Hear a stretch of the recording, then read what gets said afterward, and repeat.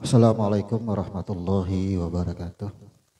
Alhamdulillahillazi an'amana bi ni'matil iman wal islam wa nusalli wa nusallimu ala khairil anam nabiyina Muhammadin wa ala alihi wa ashabihi ajma'in amma ba'd. Jemaah rahimakumullah, alhamdulillah pada malam hari ini kita bisa berkumpul kembali dalam majelis ilmu kajian rutin tiap malam Jumat, di mana kajian ini adalah kajian yang berkesinambungan, artinya mata rantainya tidak terputus dari bab ke bab, dari rukun ke rukun. Pada malam hari ini kita akan masuk pada pembahasan di bab tatawu, yaitu di dalam sholat sunat khusyuk. Khusyuk di sini ada dua, khusyuk syamsu, khusyuk qamar. Namun kita akan mereview sedikit atau mengulang sedikit. Di malam Jumat kemarin kita membahas tentang zikir sholat dan juga istisqa. Kita ulang sedikit agar bisa nantinya kita terhubung kepada khusyuknya. Bahwasanya zikir sholat, kalau kita pisah dahulu zikirnya kemudian sholat. Zikir dengan arti ingat, sholat dengan arti pertemuan.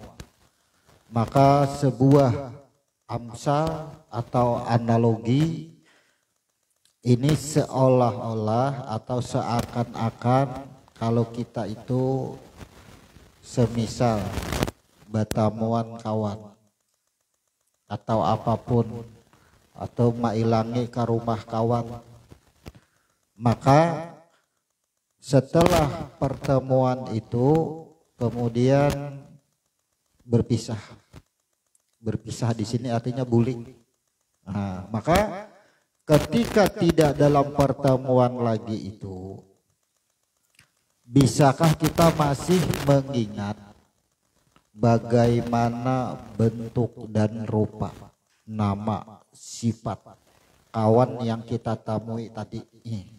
Ini yang disebut dengan zikir sholat. Ketika kita melakukan sholat, maka ini kita sudah mempertemukan batang tubuh dan nyawa kita dengan asal kita. Kemudian jahirlah kita lagi atau beraktivitaslah lagi kita seperti sehari-hari atau layaknya anggap aja manusia. Di dalam aktivitas itu banyak hal yang kita lakukan. Banyak yang kita lakukan. Di dalam banyaknya yang kita lakukan, sehingga banyak yang dilihat, banyak yang didengar. Nah, apa yang kita lihat, apa yang kita dengar, dan apa yang kita lakukan masih dalam keadaan ingat kada siapa sesungguhnya diri kita itu. Itu maksudnya. Karena apa? Kita ini kan di dalam sembahyang aja bisa lalai, apalagi di luar sembahyang. Makanya di dalam sebuah cerita, dalam sebuah kitab dari Ibnu Katsir itu kita ada membaca bahwasanya Nabi Sulaiman itu berdoa memohon lawan Tuhan. Di dalam permohonannya itu, karena Nabi Sulaiman ini muyak sudah. Ujar Nabi Sulaiman, nang maulah manusia ini, artinya saling sikut, lupa akan akhirat karena kesibukan dunia. Terlalu sibuk akan dunia, manusianya tertipu dengan dunia. Lalu memohon kawan Tuhan, ya Allah, artinya ujar Nabi Sulaiman, Aku ini diberi kemujizatan, kawa manundukakan semua bangsa, baik jin, baik hewan, semuaan jenis hewan bisa aku tundukkan, ujar Nabi Sulaiman. Iblis kawa juga. Jadi ujar Nabi Sulaiman, ya Allah izinakan aku hendak menangkapi iblis, kukurung, kupenjarakan. Lalu apa ujar Tuhan? Ujar Tuhan, kada ada baiknya engkau itu wahai Sulaiman, kada ada baiknya iblis ditangkap itu, kada ada baiknya bagi kamu. Tapi dengan adanya iblis kada ketaguran manusia, ujar Nabi Sulaiman nih jaka bahasa kita. Kada kau ditagur lagi, sibuk dengan dunianya, kada mau ingat dengan engkau. Amun kada ditangkapi iblisnya, kada muyak lagi aku menaguri. Akhirnya ujar Tuhan, ayo aku beri izin beberapa hari aja lah. Ujar Nabi Sulaiman, ayo ditangkapilah iblis tadi oleh Nabi Sulaiman, dipenjarakan semuaan. Esok harinya ranai dunia. Jadi ujar Nabi Sulaiman, karena Nabi Sulaiman itu sehari dari 5.000 sampai 6.000 ekor unta sehari menyumbali gasan memberi makan di manusia. Sidin banyak keinginan. Tapi Sidin itu sesugih-sugihnya Sidin kada mau kada berusaha, pada sugih sudah tiap hari sibuk aja berusaha. Kenapa? Salah satunya usaha Sidin itu memproduksi tas. Akhirnya dibagi tas lah hari ini, masing-masing anak buah tulak ke pasar. Imbah sampai di pasar, sunyi pasar. Akhirnya apa? Bulik sebuti-buting tas kada payu. Nah ujar Nabi Sulaiman, kenapa nih? Kada biasanya. Maka kita biaya sehari-hari ganal aja Nabi Sulaiman memberi makannya orang. Banyak diberi makannya. Kenapa? Ada apa dengan pasar hari ini? Bisa sunyi pasar. Jadi jadi laporan dari beberapa anak buah nang menjualakan tas tuh liwar sunyinya pasar. Nang aku lihat di mana-mana kiri kanan mulai turun sampai ke pasar, masing-masing beungut aja maratapi, ada nang menangis. Kenapa? Inya maratapi akhirat aja seberataan lagi.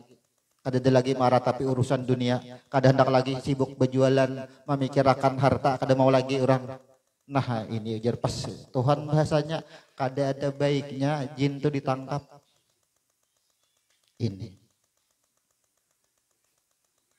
Ini sudah terjadi. Jadi tafsir Ibnu Katsir ini menjelaskan bahwasanya ternyata tugas manusia ini banyak benar didukung oleh iblis. Berterima kasih lawan iblis itu dukungannya sangat luar biasa. Kan pasan Tuhan tuh jangan menuhanakan iblis. Disinilah kita. Artinya pasan Tuhan tadi dengan sebutan zikir, salat yang penting ujar Tuhan itu ingat nang dilakukan, ingat siapa nang malakuakan. Nang penting ujar Tuhan ingat ketika melihat siapa nang melihat. Yang penting ingat ketika mendengar siapa yang mendengar. Yang penting ingat itu pasan Tuhan sudah. Adapun masalah dunia ini Tuhan sudah mengatur. Aku yang mengatur, kadang-kala kita yang mengatur. Akhirnya jin tadi, iblis tadi dilepas lah. Hanya pasar rame pulang. Jika seandainya kita ini membayangkan dunia ini kada ada ramenya tanpa iblis. Karena apa? Ketika menuduh iblis, dipenjarakan iblis. Pas kada rame dunia, ayo. Adalah keterlibatan iblis dengan dunia. Ini artinya banyak. Di sini banyak yang diambil lagi sebuah pesan, artinya bahwa kalau kita itu masih memandang kepada baik, masih memandang kepada buruk, berarti kada pinandu lawan Tuhan. Ya, nang memadahkan baik itu sifat, yang memadahkan buruk itu sifat. Nah, analogi lagi supaya kita mudah. Seorang sutradara itu, ya kan, ia menulis takdir pemerannya itu menjadi ini jadi pedagang.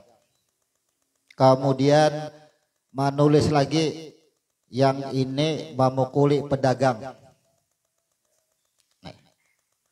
Orang nang memukuli pedagang ditakdirkan oleh sutradara. Yang berdagang ditakdirkan ditulis oleh sutradara juga. Kira-kira, ini kira-kira dulu pemikiran kita. Bagi sutradara, ia menulis orang ini ditakdirkannya sebagai pemukul, nang menganiaya pedagang. Baiklah bagi sutradara tuh, nang ia jadi pemukul. Tentunya kan baik masih, supaya rame filmnya. Amun kada ada yang memukuli pedagang, adalah raminya, kada ada raminya.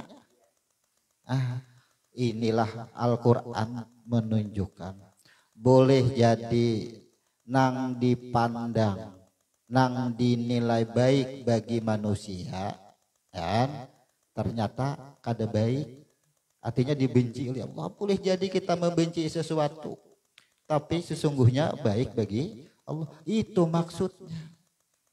Allah ciptakan iblis, ada lahir ke dunia. Dunia kada rame tanpa iblis, terbukti sudah. Nabi Sulaiman seorang yang membuktikan itu berdahulu, belum ada Nabi Muhammad. Sudah berdahulu dibuktikan. Asa pinandu aja lawan aku ajar Tuhan kada apa-apa. Itu maksudnya. Ini ngarannya disebut zikir salat di dalam syariatnya. Jadi syariatnya ini menyebut zikir salat. Pertemuan, ingati pertemuan siapa? Pertemuan kita ajar Tuhan, ingati itu. Ketika Mi'raj, ya pas bulan Mi'raj nih lah kita sebenarnya. Artinya kenapa Nabi Muhammad itu di dalam suatu peristiwa dikatakan Isra wal Mi'raj? Oh, dari hurufnya aja sudah terjawab sebenarnya. Maka ketika Nabi Muhammad bertemuan sama aja berbulih ke asal. Mana bulikannya? Kan persaksian ini kan 3 tahap. Semua rumus ternyata 3 tahap juga. Kada mau lebih juga pada itu. Kurang kada juga. Kun paya kun. Al-Fatihah sampai di 3 ayat. Ayat berikutnya semua urusan dunia tuh. Bila nang 3 itu kawah aja dibulikakan terus. Coba contoh. Kalau inya kita ini kada pinandu lawan Tuhan, imbah sudah sembahyang, inilah selalu membantah ayat Al-Quran. Waktu berbuat keji, berbuat munkar, kan kada pinandu tadi. Maka zikir salat, ingati pertemuan kita. Bukankah kalau kita ingat dengan Tuhan itu roh kita yang awal dimintai persaksian dengan kalimat man anta man ana antallah. Peristiwa kedua, ketika air dikeluarkan dari tulang, aku mintai persaksian alastu birabbikum bala syahid. Peristiwa nang kedua jahirlah kita. Nang pertama roh, yang kedua segumpal air, yang ketiga yang segumpal air jadi sudah berbentuk kita duduk seberataan di alam rahim, ya kan? Jadilah lahirlah ke dunia, dimintai pulang kita persaksian asyhadu alla ilaha illallah wa asyhadu anna muhammadar rasulullah.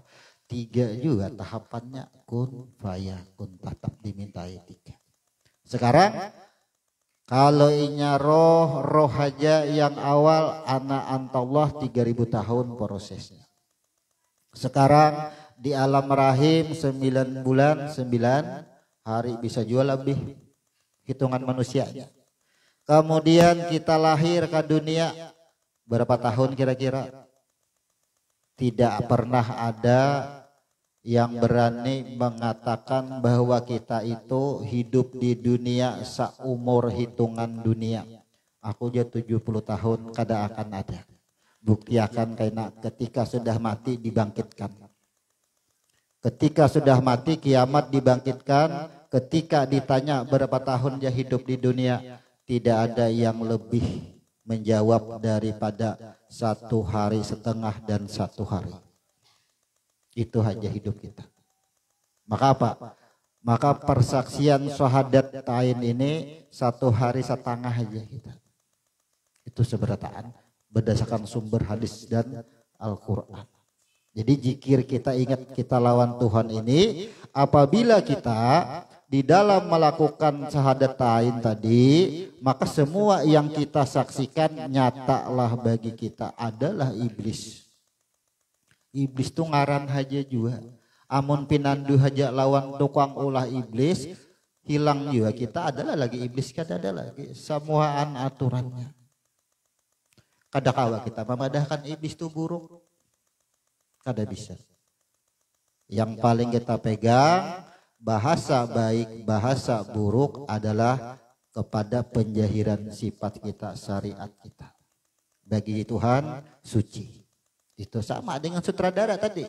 Sutradara membuat skenario ini jadi pedagang, ini yang tukang pukuli pedagang. Ketika ini digabungkan muncul bahasa baik dan bahasa buruk. Tapi bagi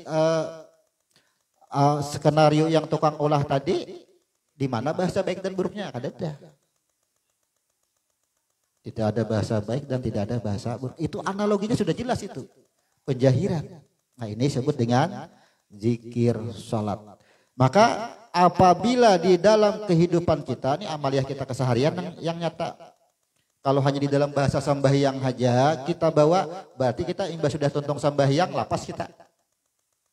Artinya di luar sembahyang pun kita amalannya apa? Apa nang kita pandang, kita ulah geraknya kita. Apa nang kita pandang, penglihatannya. Apa yang kita dengar, pendengarannya. Ini ngaranya zikir.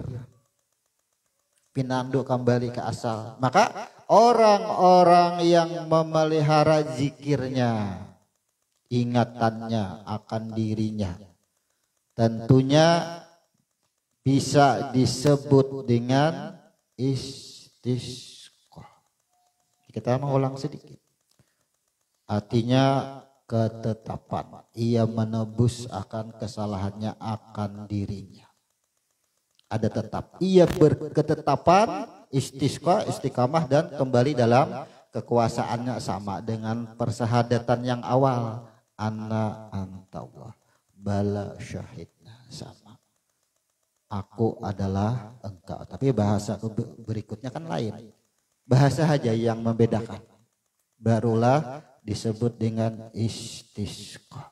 Ini amalan kita. Syariatnya sambahyangnya, ya kan? Sambahyang istisqa. Kenapa? Istisqanya pun di dalam syariat pahamnya belain-lain. Banyak pahamnya. Istisqa salat meminta hujan. Karena kemarau aja lalu minta hujan. Banyak orang nang kemarau laos kada ada menggawi istisqa. Sumur dalam aja, sungai banyak aja banyunya. Ternyata istisqa orang minta banyu. Kada ada banyu aja sebenarnya. Bukan karena kemarau, banyu yang diperlukan. Tapi apa? Ternyata istisqa adalah menebus kesalahan. Makanya ada beberapa paham baik menurut ulama fuqaha, mufassirin maupun muhaddisin. Kemudian ketika mendapat kehancuran, hancurnya akan diri. Kada pinandu lagi kita ini, imbas sudah jahir tapandang apapun kebanyakan yang dipandang kada kau lagi ingat lawan Tuhan. Ini maksudnya. hancurlah diri kita. Makanya ada di dalam sebuah ayat laya masyuhu ilal mutahharun. Artinya Al-Quran itu jangan kau disentuh kecuali bagi orang-orang yang suci. Lalu bila hendak mencapai Al-Quran berwudu. Ya kan? Al-Quran itu diri kita. Kita ini kadang akan bisa menembus diri kita, menyentuh diri kita kecuali kita suci. Suci daripada apa? Suci daripada keakuan. Hanya kita mengenal ini dalam bahasa makna huruf asli atau makna yang asal. Tapi syariatnya salah lah, syaratnya karena salah. Karena setiap Allah menciptakan sesuatu yang syariat, Allah ciptakan ma'rifatnya. Allah adakan ma'rifatnya. Maka bahasa istisqa tadi adalah ketika kita zikir kita itu kada pernah putus. Nah, kalau bahasa lain kan daim, kada berputusan. Ini jadi orang daim terus. Zikir, sholat, kada putusnya zikir dengan Allah. Bahasa lain bahasa daim. Karena ada bahasa sholat, nah lalu nang 5 waktu dilepas juga. Kan sudah zikir sholat ya berapa lagi. Nang 5 waktu ada, akhirnya adalah lagi paham seperti itu. Sedangkan yang 5 waktu ini adalah suatu cara mengingat proses penciptaan diri kita. Dari zuhur sampai kepada subuh jahir kita. Karena waktu itu aku juga. Napak tilas kita 5 waktu itu sebenarnya. Bilanya sambayang zuhur tahu dengan roh kita. Sambahyang asar tahu dengan peristiwa yang kedua Rahman dan Rahim. Sembahyang maghrib tahu prosesnya ketika terjadinya bersatunya Rahman dan Rahim. Sembahyang isya tahu mengenal bagaimana roh sudah dihembuskan ke dalam batang tubuh subur, nampaklah kita ketika subuh. Jadi sembahyang 5 waktu itu adalah cara. Jangan begitu zikir salat, zikir dengan Allah kada putus-putusnya dengan bahasa lain daim, lalulah memutus dengan yang 5 waktunya. Nang diputus nang 5 waktunya aja satu. Kemudian puasa nang diputus. Nang marasai daim seumuran lah, sembahyang kada lagi, puasa kada lagi, apalagi yang selain puasa, mau makan minum berusaha tetap masih sarik, tetap masih ya kan, sembahyang aja lawan puasa nang dilapas, tapi hal nang lain masih dilakukan. Bapak dah sampai menembus akan yang disebut dengan jad. Tapi ia duduk di syariat, contohnya apa? Ia makan minum syariat, ia berusaha syariat masih. Ya, amunnya buju-buju sambahyang itu tinggi pada berusaha, pada makan minum kawainya malapas. Kenapa makan minum kada kawa malapas? Puasa kada tahan. Nah, itu. Banyak yang bertolak belakang dengan pemahaman ketika ilmu itu diserap atau dinamakan dengan tasawuf. Disinilah terjadi banyaknya ketika pencipta dan yang diciptakan menjadi pencipta. Al-khalaq dan makhluk. Makhluk maulah kawalah jadi al-khalaq. Kada kawa. Itu. Maka istisqa sesuatu ketetapan aku dalam kekuasaannya. Nih rasakanlah. Zikir kada berputus dengan Tuhan berarti hidupnya istiqamah dalam kekuasaannya, disebut dengan istisqa.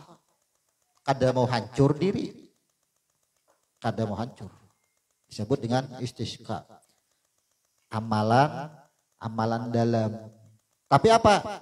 Amalan syariatnya ada amalannya, manggawi rukun 13-nya, sambahyang ya bahasa kita, sambahyang istisqa. Dan ini syariatnya itu. Tapi di dalam syariatnya menurut hukum atau aturan atau kesunahannya, manggawinya 2 rakaat ini maka harus didahului dengan puasa dahulu 3 hari. Hari nang keempat masih puasa, ditutup dengan sholat sunat istisqa.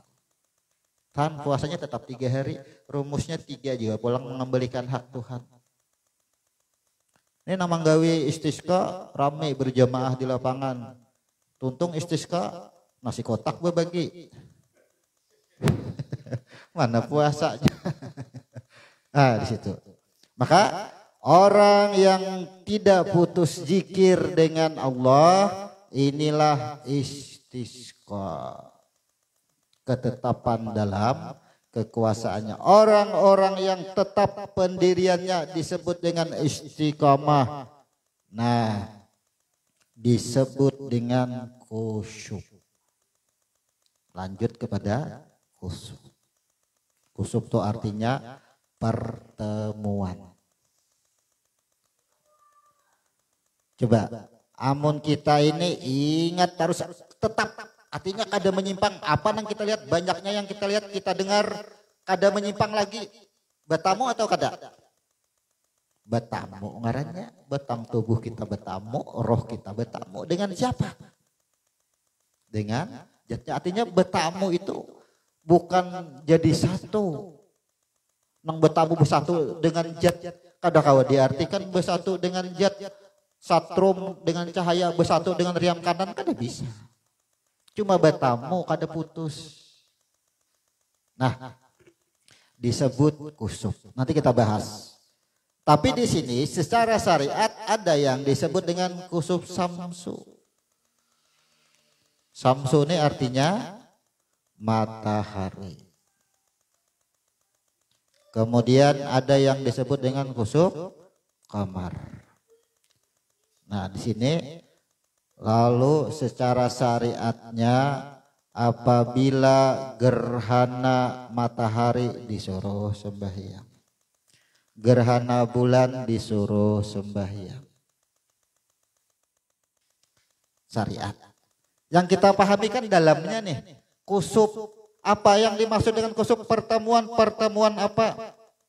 Berarti ada huruf shin, mim dan sin. Kemudian ada pertemuan huruf qaf, mim dan ra. Itu pertemuan. Di sini siapa sesungguhnya yang bertemu? Nah, secara ilmu huruf lagi, gerhana baik matahari maupun bulan ini kan hurufnya 3. Huruf waw, huruf ta, huruf ba. Ini huruf sumpah sabarataan ini. Huruf sumpah. Kenapa dikatakan huruf sumpah? Apabila kita istiqamah kada menyimpang, sadar diri seberataan ini, maka kita dalam kekuasaannya berarti kita sudah menguluhiyahkan. Kada menyimpang, huruf waw itu wahid. Maka bila inya menyimpang, inilah sumpah, talanggar sumpah kita. Kemudian huruf taknya apa? Bukankah huruf taknya tadi man anta, man ana, aku adalah engkau, makna daripada huruf tak tadi. Kenapa engkau berbuat yang lain, bertuhan kepada yang lain, melanggar sumpah juga. Makanya huruf tak itu termasuk huruf sumpah. Kemudian huruf ba termasuk huruf sumpah. Di mana bala syahidna, mengakui sudah aku Tuhan engkau. Tapi kenapa ada Tuhan yang lain? Ini maksudnya dikatakan huruf sumpah. Makanya orang yang menggawi sembahyang gerhana ini, baik gerhana matahari maupun gerhana bulan, ada amalan tertentu yang di dalam amalannya itu bahkan lidahnya itu bisa menjadi sesuatu yang bahasanya jangan sekali-kali mengeluarkan bahasa yang sifatnya sumpah. Karena bahaya. Ini bagi orang-orang yang mungkin ikut mengerjakan sholat sunatnya. Nah, sekarang coba kita bahas. Karena di sini kan kusuk aja. Kusuk, samsu, kusuk, kamar. Kalau orang mengatakan kusuk samsu berarti gerhana matahari. Siapa nang bertemuan? Matahari dengan siapa? Kalau kusuf kamar, bulan dengan adalah kepada yang lain, bintang adalah. Maka kebanyakannya kan bulan, bintang, di sini matahari lawan bulan nang betamuan.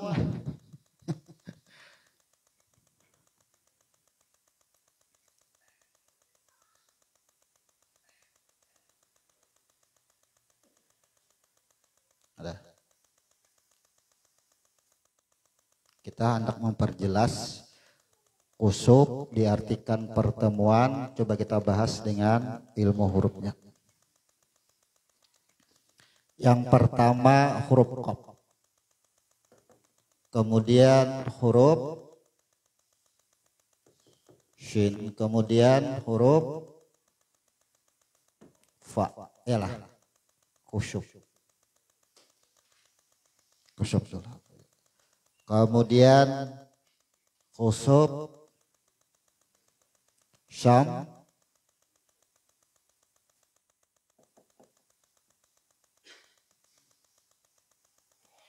samsu. Kemudian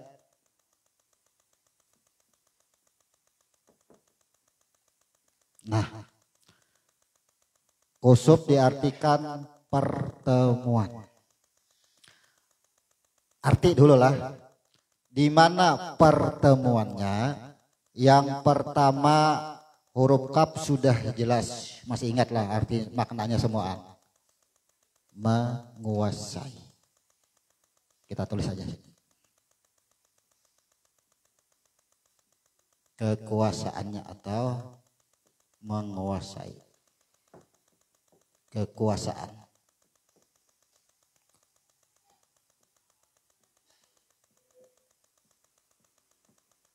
Kemudian huruf shin. Shin artinya bentuk syukur. Semua aktivitas kita, semua dinilai ibadah itu huruf shin. Jadi huruf shin itu lambang. Lambang bahwa kita menggunakan kodrat dan iradatnya itu disebut ibadah. Lambangnya huruf shin. Rasa syukur kita. Lambang menggunakan ketika roh dihembuskan ke dalam batang tubuh, kita hidup, kita kawa bagarak, kita kawa melihat, digunakan, dipakai, itu bentuknya huruf shin, bentuk syukur. Nah, jadi maksudnya ini bentuknya syukur. Makanya kan banyak ulah bangun guring, alhamdulillah ya syukur kawa melihat matahari ya. Roh masih ada aja, kawa behinak aja, artinya itu. Kemudian huruf fa adalah proses. Nah, kusuf artinya pertemuan. Pertemuannya di mana? Dati huruf shin sudah batitik 3. Maka bila inya shin batitik 3, tentunya awalnya kada batitik 3. Bila awalnya kada batitik 3 disebut batang tubuh. Ketika roh dihembuskan ada napas batitik 3, terus langsung batitik 3. Nah, pertemuannya ini, kusufnya ini diartikan berarti batang tubuh nang sudah ada nyawanya. Itu ngarannya pertemuan. Jangan sampai kada bertamu. Ini diri kita, anggap aja kita huruf shin seberatan sini sudah. Nah, aktivitas huruf shin ini sekarang anggap nih diri kita posisinya sekarang. Melihat kopi, melihat teh, batamuan kada dengan huruf qaf yang menguasai kita. Batamuan kada. Bila inya kada batamuan tetap berujung kepada proses. Batamuan pun tetap akan diproses. Kada mau kada diproses. Ketika kada batamuan, Allah prosesnya menyimpang. Minum kada sadar, menuduh air yang menghilangkan haus, menuduh nasi yang memberikan menghilangkan rasa kenyang, Allah proses. Ya, kemana Allah prosesnya? Inilah yang disebut dengan temui aku, jar Tuhan. Temui aku. Bagaimana cara menemuinya? Ini lain-lain. Ada dengan jalan nar, ada dengan jalan nur. Ini hasil prosesnya itu dua aja kita.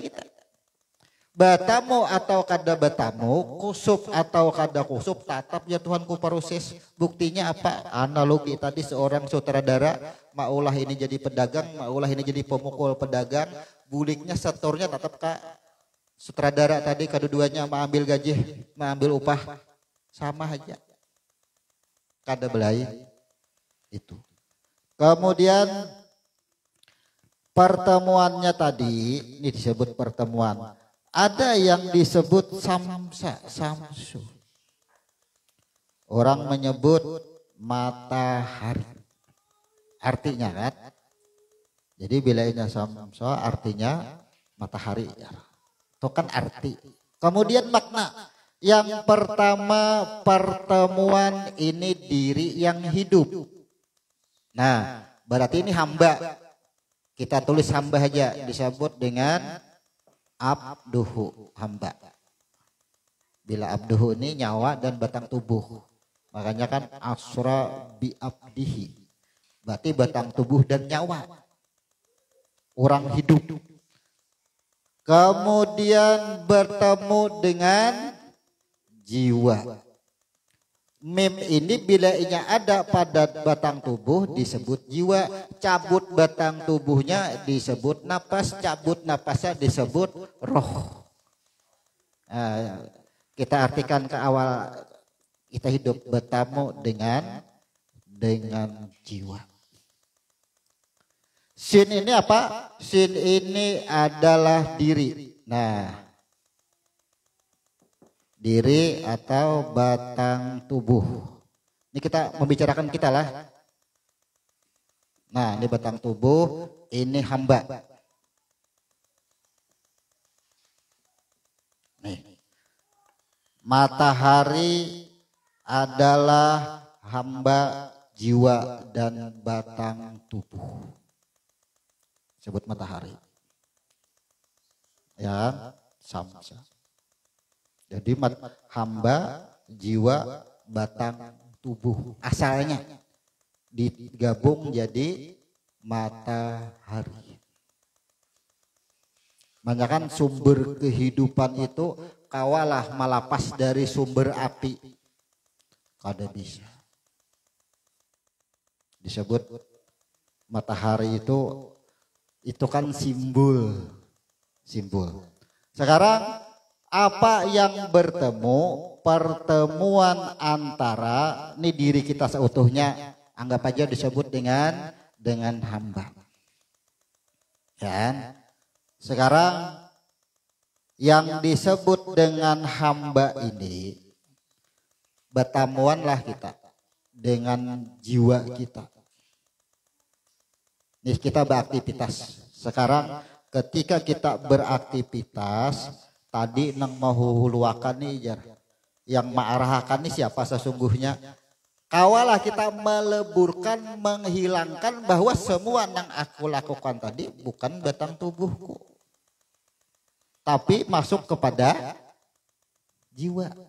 Kawalah itu. Bila kita kada kawa itu ngarannya kada kusuk, kada batamuan. Batang tubuh dengan jiwa kita ini bakal lahi, kada sinkron. Ujar tangan aku nang menampar. Ujar jiwa kita tuh roh napas kita. Aku nang menampar. Geraknya ada di tangan, ya kan? Nang kelihatan aku yang bergerak. Ujar roh. Saling mengakui, saling mengklaim itu ngarannya kada kusuk. Itu yang disebut dengan kada kusuk. Diri kita seorang aja bakal lahi kada kau menamuakan diri kita dengan jiwa kita. Bila inya sudah kawa menemukan antara nyawa dan batang tubuh, menuduhakan kepada jiwa, maka matilah diri. Nih. Tentunya peran utama adalah jiwa, itu mati itu diri. Makanya kan ada juga di Quran itu, artinya sholatlah kamu sampai engkau yakin, seyakin-yakinnya sampai engkau yakin diri kamu tuh mati. Lalu ayat ini diartikan sambahyang tuh kada ada putusnya kecuali sampai mati. Kan itu orang mati kan? Nah, padahal apa? Sholatlah sampai diri engkau tuh mati kembali ke asal. Jadi yang kita lakukan ini adalah ini yang melakukan sampai. Bila kita yang ini diri kita ini sebagai hamba menuduh ini berarti diri kita mati. Coba aja. Itu disebut dengan samsu. Mati diri kita. Maka kata-kata matahari simbol dari sumber kehidupan. Sumber kehidupan yang sesungguhnya itu adalah ketika hamba tadi ia bisa menuduh akan semua yang ada yang bisa kepada rohnya, ia sudah mematikan batang tubuh jiwa. Ini hanya setingkat jiwa aja masih bertahan kita. Sekarang maju kepada qamar. Kalau tingkat pada matahari rasanya kadada kesusahan. Karena kita hanya menuduh nyawa. Bertahan pada nyawa mematikan batang tubuh. Tapi pada qamar nih, babulik pulang kekuasaan.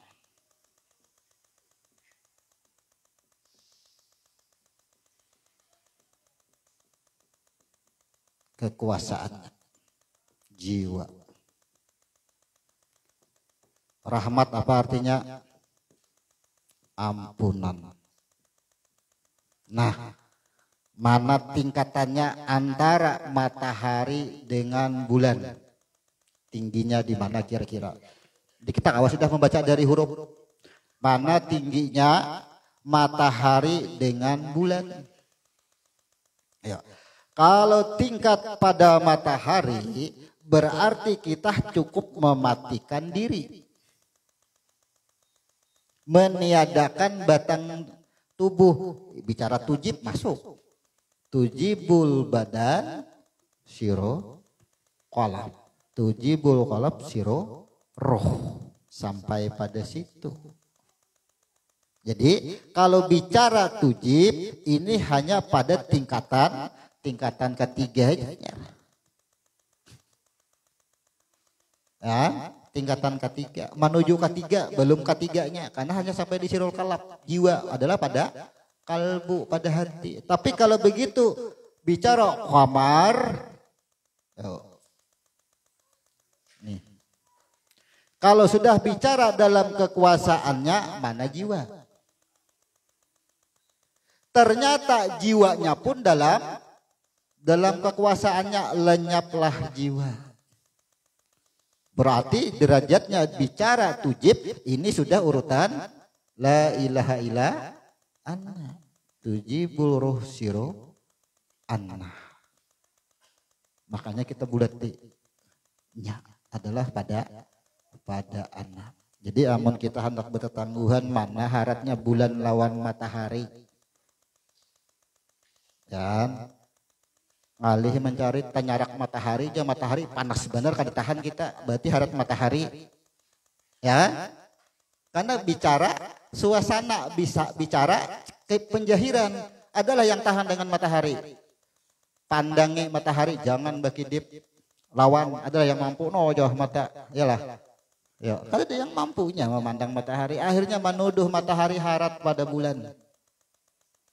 Karena orang mampu memandang bulan semalaman, bulan dipandang makin nyaman ya kan? Berarti amun baharatan harat matahari secara pandangan jahir, mencari haratnya aja.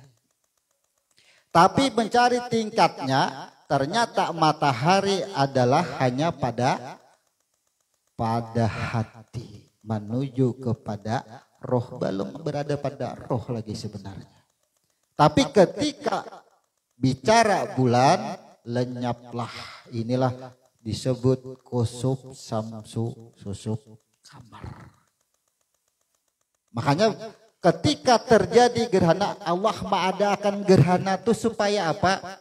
Nih, ketika kita lupa akan diri, yang pertama merasa aku tarus, nih huruf shin tarus.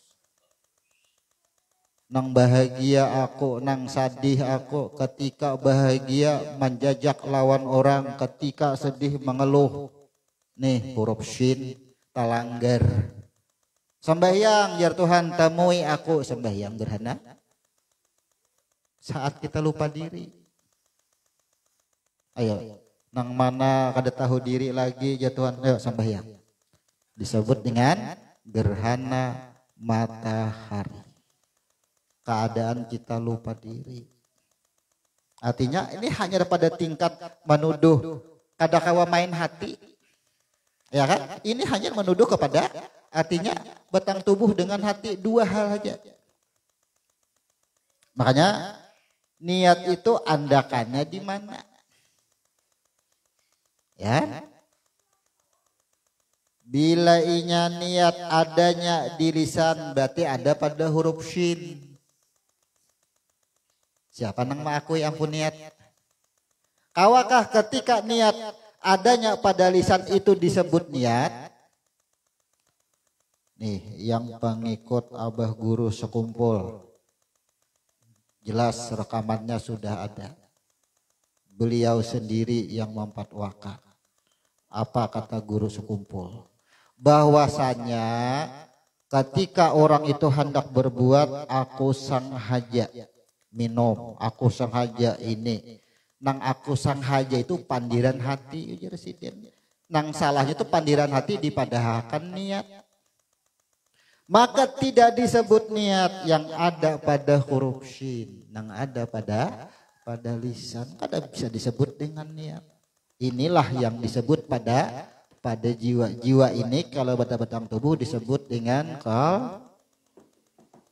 kalbu. Nah, bila inya selama ini, nih, kita ini menghadang gerhana mataharinya sembahyang. Tuhan mengadakan gerhana matahari itu kenapa? Karena kalawasan sudah di muka bumi ini banyak ada ingat lawan diri. Ya kan? Kada ingat lawan diri, nang sebenarnya diri tahunya dengan diri nang jahir haja. Allah adakan gerhana matahari. Itu tujuannya. Jadi Allah mengadakan gerhana matahari itu karena apa banyak? Berarti dalam mungkin setahun tuh ada berapa kali? Mungkin setahun mungkin kada ada juga. Ya kan? Jadi ibarat cangkir ini tahu ini sudah batagar, sadang dibasuh. Maka apa? Makhluk yang Allah adakan ini sudah banyak kotornya. Allah adakan gerhana matahari sebagai penjahiran. Jadi gerhana matahari itu Allah membuat sinyal, mengadakan sinyal bahwasanya ditagur secara kada ada sinyal, manusia kada nang sadarnya. Allah adakan gerhana matahari supaya sadar atau kada.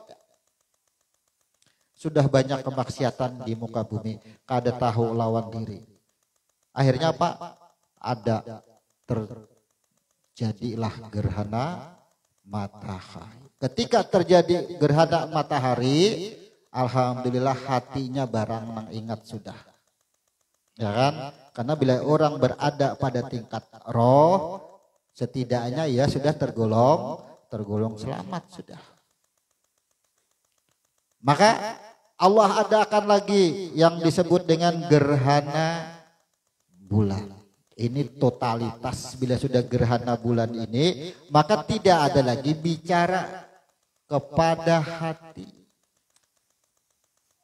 Yang ada hanya adalah aku pada jam. Maka bila kita berada pada aku pada jam, aku pada anak, nih. kehidupan kita dalam ampunannya.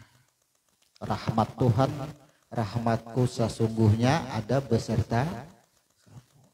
Berdoakan lancak, ya Allah curahkan rahmatmu, ya kan, curahkan rahmatmu, berikan rahmatmu, ampunan.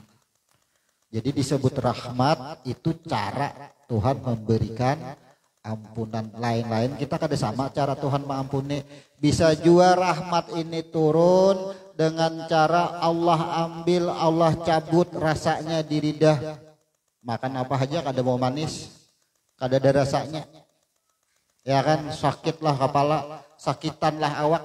Salah satu cara Allah memberikan ampunan. Ya seikung-seikung tuh lain.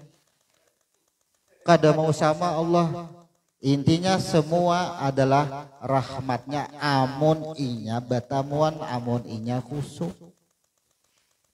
Makanya kan di dalam sebuah bacaan baik Al-Quran maupun hadis, apabila ditimpakan penyakit kemudian ia ikhlas menerimanya, Allah cabut penyakitnya, buang aja ke laut.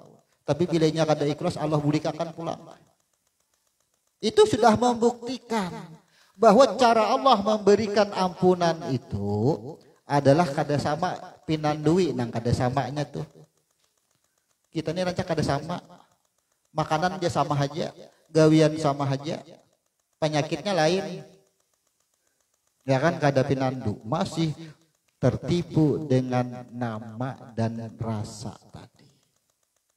Maka tingkat gerhana bulan adalah leburnya batang tubuh, ketiadaan batang tubuh dan ketiadaan roh. Di sini yang ada hanya pada anak.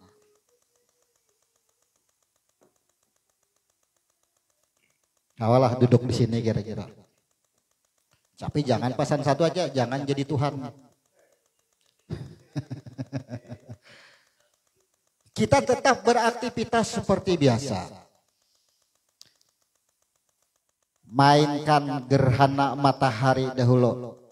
Bila kita bapandir, siapa kira-kira nang bapandir? Tuduh. Bila kita mendengar orang bapandir, tuduh siapa nang mendengar? Bila kita melihat, tuduh siapa nang melihat? Bila kita bergerak, geraknya kodrat ini diarahkan ke mana? Ke mencangkul ke apakah? Nih tuduhkan. Gerhana matahari. Kawal ada sudah nuduh. Bila sudah berhasil kawak menuduh gerhana bulan. Betamuan. Siapa yang betamuan? Jiwanya betamuan dalam kekuasaannya ini. Boleh ke sini. Yang ada hanya apa? Ampunan saja. Yang ada lagi adalah bicara hamba lagi. Kada ada lagi bicara hamba. Ini amaliyah. Ini amaliyah bukan menyatakan diri ini Tuhan. Roh pun kada wani menyatakan aku Tuhan, aku Zat. Satrum nih wanilah menakuni akulah riam kanan, wanilah. Kada bisa. Akulah riam kanan, tapi ujar Satrum apa? Aku adalah riam kanan, tapi aku bukan riam kanan. Ini kalimat yang terpuntal melihat. Yalah. Aku adalah, engkau bolehkan ke asal. Ana antallah. Bala syahidna. Ujar Satrum, aku adalah engkau. Tapi aku bukan engkau. Ayo. Ini nang terpuntal di situ. Ya, pasti terpuntal. Satrum wanilah, coba. Seandainya setrum ini dijahirkan, diperlihatkan, wanilah kita menuduh, itu riam kanan, wanilah. Kada akan wani kan, pasti mencari apa itu setrum, dari mana? Cari, sampai ke rika, ini kah biangnya jar. Iyalah, bila sudah bertemu lawan biangnya, kada apa-apa setrum tuh. Kan itu maksudnya.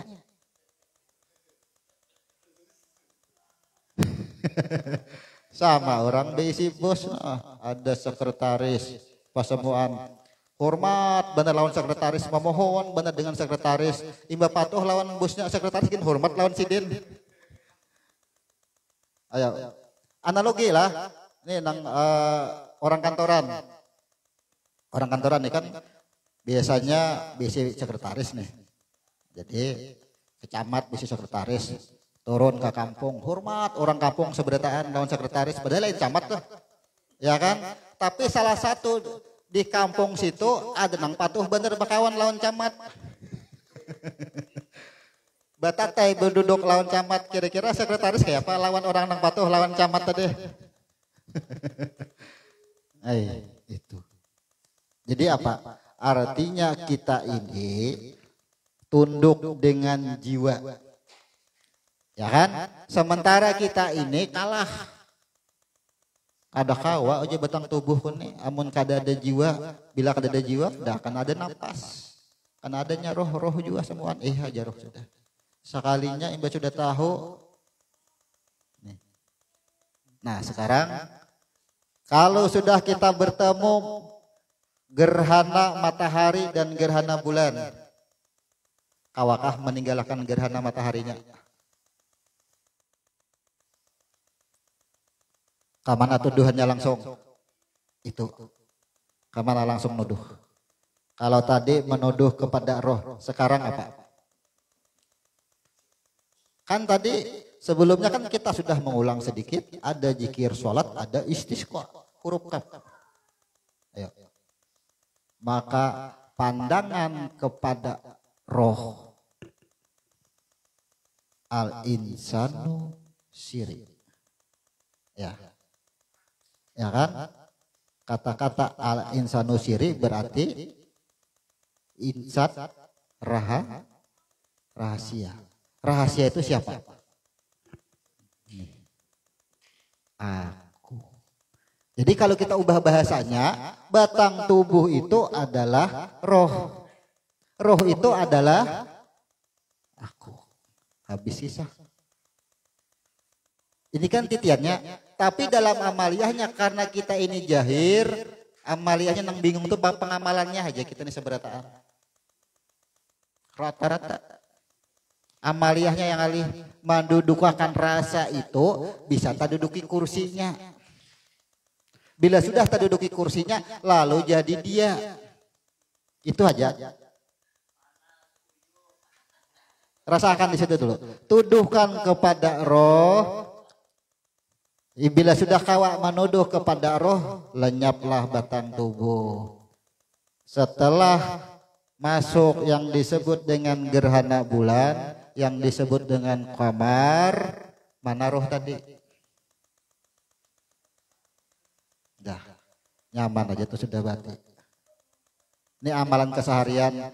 Semakin banyak beraktivitas, semakin banyak ilmu. Ilmu apa? Ilmu untuk menundukkan batang tubuh dahulu. Coba yang dipertemukan yang disebut Isra wal Mi'raj itu kan huruf sin, batang tubuh dan roh dan nyawa berangkat sampai ke Sidratul Muntaha. Ketika sudah sampai di Sidratul Muntaha, bukankah dari langit pertama sampai ke langit ketujuh itu menjelaskan, mengenalkan siapa asal usul batang tubuh. Setelah sampai ke langit ketujuh, batang tubuh mengenal siapa sesungguh dirinya. Lenyaplah batang tubuh, yang ada hanya pada roh. Sampai di Sidratul Muntaha, tamulah yang disebut dengan alam nur dan alam jiwa. Alam nur dengan alam jiwa kan? Sidratul Muntaha, mim. Maka apa? Lenyaplah jiwa tadi, masuklah ke dalam nur. Maka syariatnya gerhana matahari, gerhana bulan. Ternyata ngaran sambahyang ini balain lain, ini penjelasannya, caranya Tuhan tuh sama tatap urusan diri penciptaan lawan mana mewakkan diri tadi pulang dengan pencipta. Itu aja sembahyang ini kada belain. Putarannya di situ-situ juga. Kadang mau apa aja tetap harus mempertemukan diri. Nah, kalau inya huruf sin dimaknai dengan syukur, lalu bila mendapat musibah,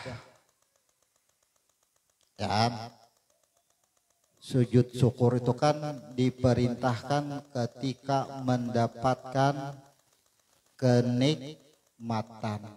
Imbas sudah mendapat musibah adalah yang sujud syukur. Adalah yang sujud syukur mendapat musibah. Kenapa?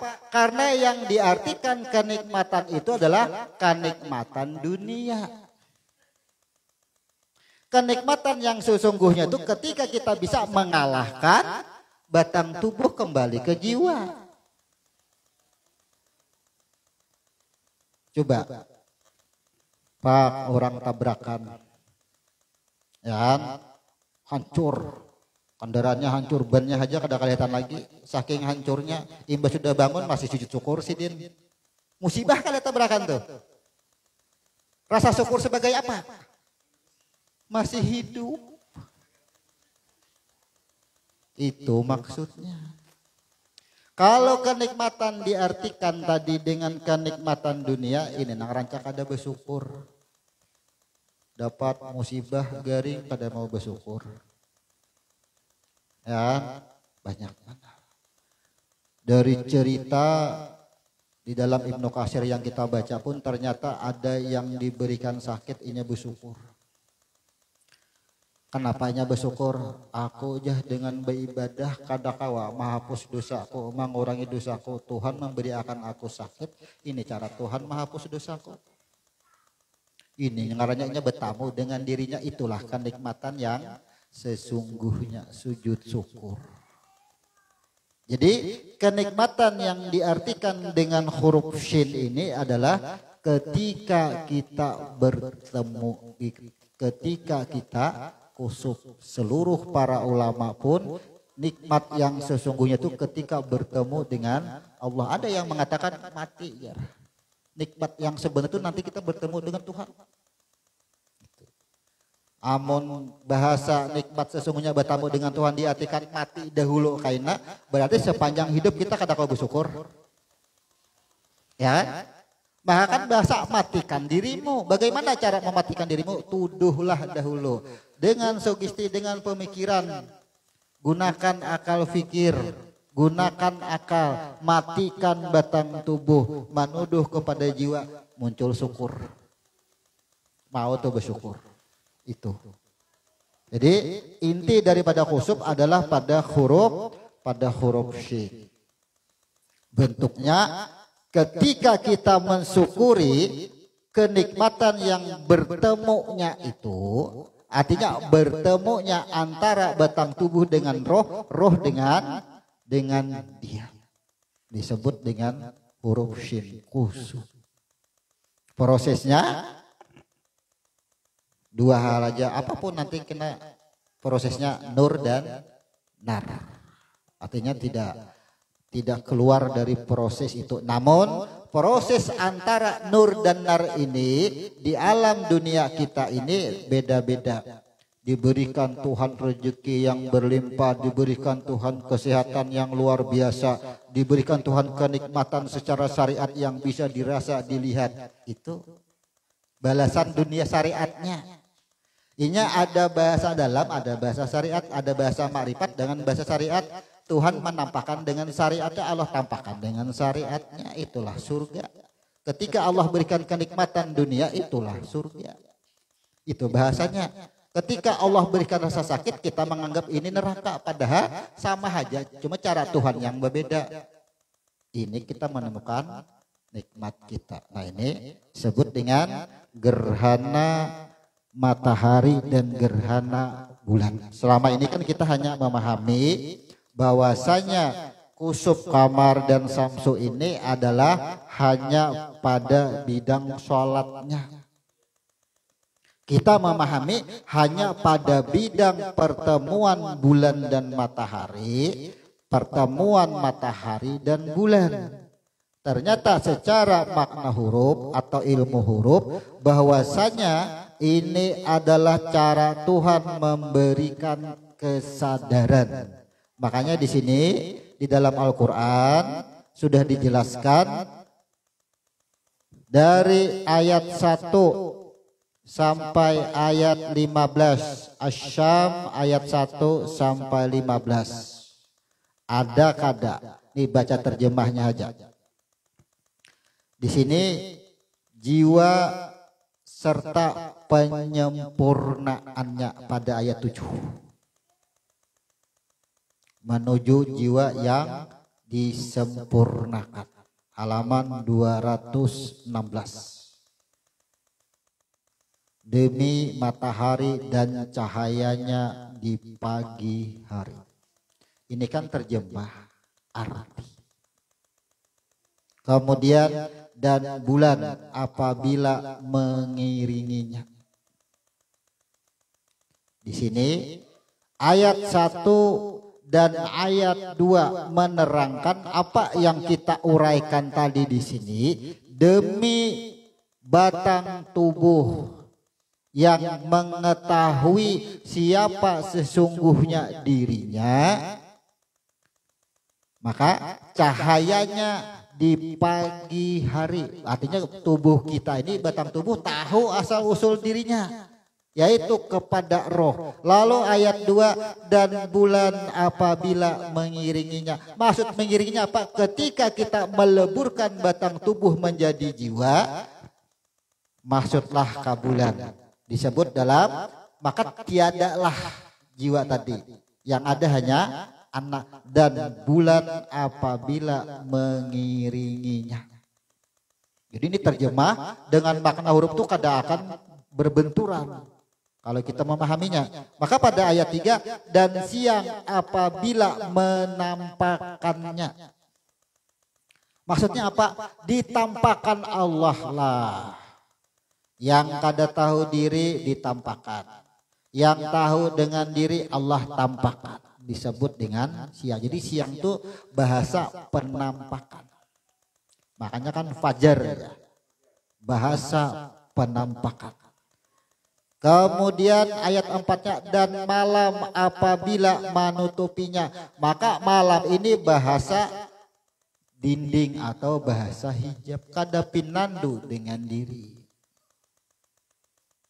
Jadi terjemah artinya tidak berbenturan dengan makna huruf. Dan langit serta pembinaannya. Maka bicara langit, bicara aras. Bicara aras berarti bicara alam nur. Ketika langit serta pembinaannya. Bukankah bahasa langit ini adalah bahasa huruf? Adanya 7 lapis langit, 7 lapis bumi didahului dengan huruf. Huruf adalah kalam. Kalam adalah takdirnya. Allah sudah menentukan aturannya di sini. Dan langit serta pembinaannya. Kemudian di ayat 6. Dan bumi serta penghamparannya. Ketika dibina, maka ada penghamparan disebut dengan bumi. Maka artinya apa? Orang yang dalam kekuasaannya. Bumi penghamparannya. Sekarang apa yang kita pandang? Bahasa penghamparan ini baik itu disebut dengan nikmat. Adakah di muka bumi ini yang terlepas daripada nikmat kenikmatan? Yang lepas daripada kenikmatan berarti ada anggapan baik dan buruk. Nyaman dan kada nyaman. Tapi kalau kita kemanapun di muka bumi ini, selalu yang disebut dalam kekuasaannya adalah tak pandang nyaman, kada nyaman tadi lagi. Nyaman inya juga, kada nyaman inya juga. Kada ada lagi bahasa itu. Kada dalam kekuasaannya. Ini syukur bentuknya sudah Bila kita berpendapat nyaman inya juga, kada nyaman inya juga, aku hanya menjalani itu syukur. Coba aja rasa syukur. Kada akan mau mengeluh kalau sifat dan cara amalia kita secara syariat beranggapan nyaman inya juga, kada nyaman inya juga, aku hanya menjalani ini, kada mau mengeluh. Tidak akan bisa mengeluh itu. Karena berkeluh kesah dikatakan keharaman di situ. Jelas pada ayat 6. Kemudian ayat 7, dan jiwa serta penyempurnaannya. Nih, kalau kita tadi berpendapat nyaman inya juga, kada nyaman inya juga, aku hanya menjalani sudah rasa syukur, sempurna kada jiwa kita. Tenang kada jiwa kita. Tenang jiwa kita. Mahaul kah, maulid kah, tenang. Berapa tahun karena belajar hukum, tak hukum dengan diri seorang, berapa tahun menjalani sudah. Orang mahaul 10 tahun, 10 tahun juga kita muar. Karena kada suka mahaul, sama alahan pada orang yang mahaul tadi. Yuk. Adakah rasa benci? Kada ada lagi. Ini nikmat yang sebenarnya berapa hamparannya itu sangat sudah luar biasa gitu. Sempurna sudah jiwa kita. Apa? Berarti ini melemahkan dengan hukum lah. Nih. Melemahkanlah dengan hukum. Sekarang ini memang perbedaan mendasar tentang paham. Ya. Apakah ini melemahkan dengan hukum Tuhan? Sekarang begini. Perbedaan umat sekarang ini antara haulan dan tidak haulan, antara maulitan dan tidak maulitan sampai saat ini luar biasa mendasar. Nah, akal pikir. Afala ta'qilun, afala tatafakar. Kita gunakan akal, kita gunakan pikir. Haulan itu hukumnya apa? Kada ada hukumnya. Sekarang kalau inya kada ada hukumnya, baulah kada apa-apa, kada maulah kada apa-apa. Bagi seorang nang kada meyakini, kada hendak manggawi, tadaburnya di mana? Inya nang manggawi, bukankah Tuhan sudah mencatat inya manggawi? Tadabur kada kita. Lamahlah hukum, kada lamah dengan hukum, tapi kita selamat. Ya. Baka karasan soal hukum. Bubuhannya tuh bilanya mati alahan pada kucing dikubur. Yalah, embah dipatak, dijajak, ditinggalakan. Ya. Akhirnya apa? Apa bedanya nang mahaul lawan nang kada mahaul? Apa bedanya nang maulitan dengan yang kada maulitan? Sama-sama menimbulkan kebencian. Selamat kada berdua-dua, kada ada untungnya. Jadi apa? Bila meyakini bahwa itu tidak ada gunanya, jangan digawi. Tapi bukan harus membenci kepada yang menggawi. Bila meyakini itu ada gunanya, gawi. Jangan membenci kepada yang kada menggawi. Itu di mana ngalihnya kita. Tadaburnya apa? Kalau Allah hendaki ia sesat, aku sesatkan menjar Tuhan. Apabila aku kehendaki inya baik, aku berikan jalan yang baik. Itu ada tadabur kembali kepada kehendaknya. Tapi jar hidayah ini amun kada dipadahi, nang salah tu amun inya kada dipadahi, padahi aja mampu lah madahi. Tuh. Kalau bertanya hanya dipadahi, bila kada bertanya dosa dipadahi. Di mana kalinya kada akan ku anfusakum, selamatkan dahulu diri seorang. Ini hendak menyelamatkan orang lain, tapi dengan cara membenci orang lain, di mana selamatnya kita? Satu. Di Al-Quran pun sudah ada, janganlah engkau berbuat tidak adil karena kebencian kepada satu golongan, sehingga kita berbuat kada adil. Dibenci nomor 1, nomor 2, nomor 3. Ini mulai sudah. cagar kada barawaan, beda pilihan. Hati-hati. Ya, ada bakal ini. Maka nang menghuluakan bakal lain nang menyuruh tuh, nang menduiti pula. Iya, di mana? Jadi yang memahami akan ilmu sesungguhnya akan dihisap bagaimana kita mengaplikasikannya di dalam amaliyah keseharian terhadap beberapa dan banyak peristiwa di muka bumi ini. Gerhana mataharikah yang terjadi dengan kita? Gerhana bulankah yang terjadi dengan kita? Terjadi gerhana matahari, otomatis gerhana bulan. Kenapa? Bila lupa akan roh dan nyawa kita, otomatis kada akan bertemu dalam ampunannya. Gerhana bulan terjadi. Pasti terjadi sudah. Jadi gerhana bulan ini orang yang bicara hati saja. Inya mengingat Tuhan hanya dengan hati, terjadi juga gerhana bulan. Ya kan? Inya mengingat Tuhan dengan hati saja, terjadilah gerhana. Berarti gerhana bulan menegur orang yang gerhana matahari, nang orang hati saja. Maka bila inya hati, nih, ketika ia menuduhkan, bila inya orang menuduhkan hati, menuduhkan pada roh, akhirnya apa? Nang bagarak Tuhan, ya kan? Nang minum Tuhan, nang makan Tuhan, nang berusaha Tuhan. Berarti hartanya ampun Tuhan. Ini urusan hati. Oh, amun nang kayak itu bebasnya berperilaku. Terjadilah gerhana bulan. Kenapa terjadi gerhana bulan? Karena hatinya menuduh Tuhan. Tuduhan itu adalah hati yang menuduh kepada Tuhan dalam hati sehingga ia bebas berbuat sakahandaknya Tuhan. Karena Tuhan itu bebas sakahandaknya aja.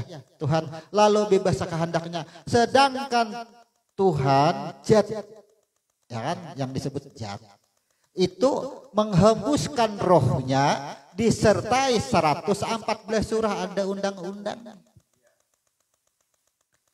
Kalau inya kada ada undang-undang, nang Tuhan minum, nang berusaha Tuhan, berarti hartanya ampun Tuhan, ambil kada apa-apa, kada ada undang-undangnya. Ini kan ada undang-undangnya. Ketika ia menuduh akan Tuhan, ia berhak mengambil, ia berhak berbuat apapun di luar aturan. Terjadi gerhana bulan. Bukankah aja Tuhan, engkau itu dalam kekuasaanku. Bila dalam kekuasaanku, aku yang mengatur. Inya membuat aturan. Karena apa? Pahamnya itu ampun Tuhan juga. Cuntan bila syarik itu kan ampun Tuhan. Nih, sini penyimpangan itu kan hanya pada paham. Jadi paham gerhana bulan adalah sebenarnya kalau mau bicara ilmu tasawuf ini akhirnya teguran bagi orang ahli tasawuf. Nang maka aku jadi Tuhan. Terjadilah gerhana bulan. Sedangkan gerhana matahari diberikan kepada orang ahli syariat. Ahli syariat. Kenapa? Karena gerhana matahari batang tubuh diperintahkan semua aktivitas adalah pada roh. Jangan diakui pada batang tubuh. Ini kalau bicara artinya tingkatan-tingkatan keilmuan. Jadi gerhananya terjadi gerhana bulan ini teguran. Kebanyakan orang sufi. Tapi tingkatnya mengaku Tuhan, syariatnya jalan. Amun bujur-bujur mengaku jadi Tuhan, jangan makan, jangan minum, jangan berusaha, jangan guring. Ya, terjadilah gerhana bulan. Itu maksud. Allah, kita simpulkan, Allah mengadakan yang namanya hukum atau syariat, salat, sunat, gerhana matahari, gerhana bulan adalah bagaimana ketika ciptaannya ini ia tidak mengenali akan dirinya siapa sesungguhnya dirinya, sehingga ketika ia bergerak, berkehendak, melihat dan mendengar, ia akui akan pada batang tubuh ia, pada yang zahir terjadi gerhana matahari. Jadi Allah mengadakan itu, paham kita sudah, oh ini ternyata ini banyak keakuan nih. Setahun ini banyak benar keakuan. Amun setahun 2 kali gerhana matahari, itu tuh tandanya. Namun di dalam suatu riwayat ada yang menghubungkan ini dengan kematian Husain. Yalah, Hasan Husain di perang Karbala. Akibat kematian itu lalulah gerhana. Lalu Nabi menepis, jangan dihubungkan, kata Nabi. Jangan dihubungkan kematian cucu beliau dengan gerhana. Bahwasanya sudah jelas adanya gerhana, banyaknya ciptaannya itu tak akui akan kehidupan, dan banyak ciptaannya hanya bertahan atau menuduh pada hati, sehingga tuduhan itu bisa jadi paham yang salah, jadi Tuhan banyak. Nah, itu yang bisa kita sampaikan malam hari ini tentang kenapa adanya sholat kusuf samsu kamar. Jadi judul sambahyang ini itu sebenarnya hurufnya sudah mengisahkan sebenarnya. Sembahyang maghrib Tuhan mengisahkan bagaimana segumpal air jadi batang tubuh maghrib. Jadi maghrib itu menjelaskan itu. Jadi penamaan itu sudah kisah kada akan keluar. Apapun nama itulah, sifat namanya ada semua. Jadi untuk memperjelas, akhirnya Allah turunkan dalil-dalilnya yang disebut Al-Quran. Kemudian Allah wahyukan lagi, ya kan, dengan Nabi disebarkan lagi oleh Nabi. Kemudian Allah perintahkan lagi Nabi untuk mempraktikkan. Kemudian dari lisan Nabi yang disebut dengan hadis. Tapi hadis itu pun Nabi kadang akan berkata juga, kecuali wahyu juga. Maka kesemuanya adalah dari penamaan.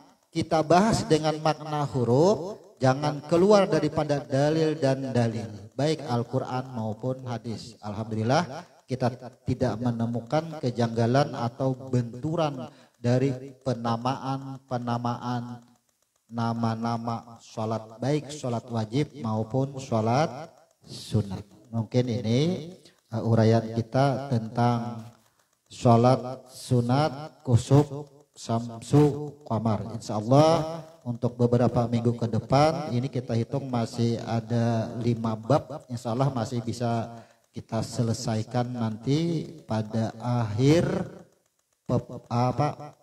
tanggal 7 Maret. Insya Allah kita selesai.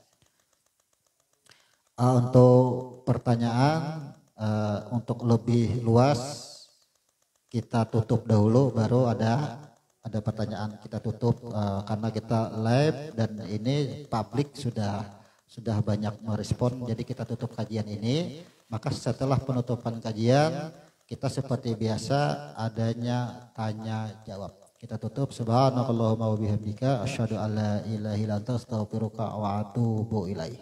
Wassalamualaikum warahmatullahi wabarakatuh. Silakan kalau